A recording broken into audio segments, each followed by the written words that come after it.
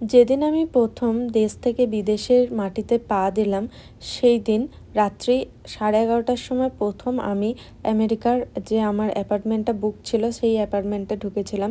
সেই দিন না তো কোনো একটা কিচ্ছু ছিল, ঘরে কোনো রকম কোনো আসবাবপত্র কিছু ছিল না। শুধুমাত্র যে সমস্ত জিনিসগুলো ইনক্লুড থাকে রুমে সেগুলোই ছিল, যেমন ফ্রিজ, ওয়াশিং মেশিন, ডিশওয়াশার এগুলো ছিল। তো প্রথম দিন গিয়ে আমাদের একটা ম্যাট্রেস বা বিছানা বা কিচ্ছু ভি ছিল না। আর আমরা গেছিলাম আগস্টের সময়, তখন হালকা হালকা শীত পড়তে শুরু করেছে। ভালোই গরম ছিল, খুব একটা ঠান্ডা ছিল না। তো সেই দিন রাতে আমার খুব ভালো মনে আছে, বাড়ির থেকে নিয়ে যাওয়া ম্যাগির প্যাকেট বের করে রান্না করে আমি আর আমার হাজব্যান্ড খেয়েছিলাম। আর ভেবেছিলাম পরের দিন দুপুরে যাই করেই হোক একটু মাংসর ঝোল ভাত খাবো। আর আজকে এই রেসিপিটা খুঁজে পেলাম অনেক দিন পর।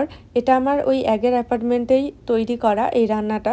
তো আজকেও আমি সেই চিকেনের ঝোল আর ভাত রান্না করছিলাম, রান্না করা দেখছিলাম। আর সেই দিনের কথাগুলো মনে পড়ছিল। সত্যি প্রথম যখন এসছিলাম তখন কতটা অসহায় মনে হতো নিজেকে। কাউকে চিনতাম না, কাউকে জানতাম না, সব কিছু ছিল একদম নতুন। আর এখন কিন্তু অনেকটাই অভ্যস্ত হয়ে গেছি।